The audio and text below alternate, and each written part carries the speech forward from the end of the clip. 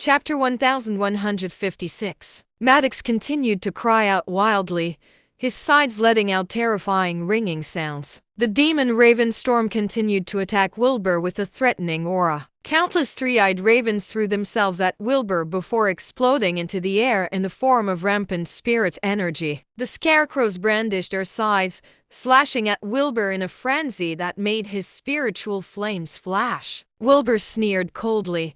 The dragon's crystal and spiritual furnace in his body began to spin furiously. All of a sudden, a thunderous boom rang through the air. The layer of protective spiritual flames around Wilbur surged wildly into the sky. Dark Disperse in his grasp roared to life with even stronger flames.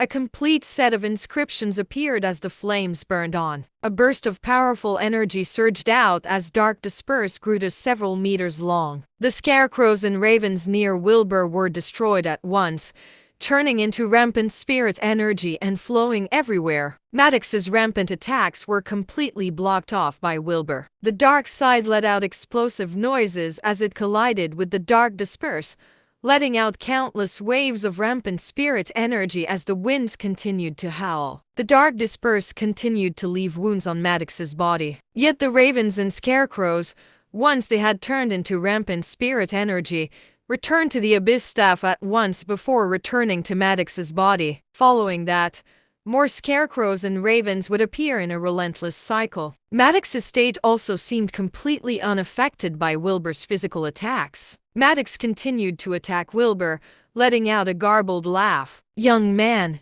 every loyal servant of the God of Darkness shall never perish. Your fate was set from the moment you went against me. Just accept your death." On the other hand, Wilbur flicked Dark Disperse around deftly, somehow blocking all of Maddox's attacks. However, Maddox's physical immunity, his seemingly endless supply of spiritual energy, and the attacks from the demon Raven Storm were not to be underestimated. Isaac was watching the battle from afar, his expression turning crazed. No domain can last over 10 minutes, and no one can last more than 10 minutes in someone else's domain. My master has the help of the Abyss Staff and physical immunity. Trevor Penn's going down for sure. The other pupils around him laughed wildly as well. They seemed like a posse to their king or god, cheering him on relentlessly. On the hills, Lucia was now deep in distress. Wilbur was powerful, but Maddox had exceeded everyone's expectations. There seemed to be no way for them to win. Honestly, it was impressive enough that Wilbur was even able to hold up until now. Lucia was worried, not daring to even think what might happen if Wilbur were to lose. The president would be in grave danger. Demi and the others watched the battle solemnly as well, filled with anxiety as they desperately tried to find any trace of Wilbur's bright figure amidst the darkness. Sophie was kneeling on the ground, eyes closed as she prayed in silence.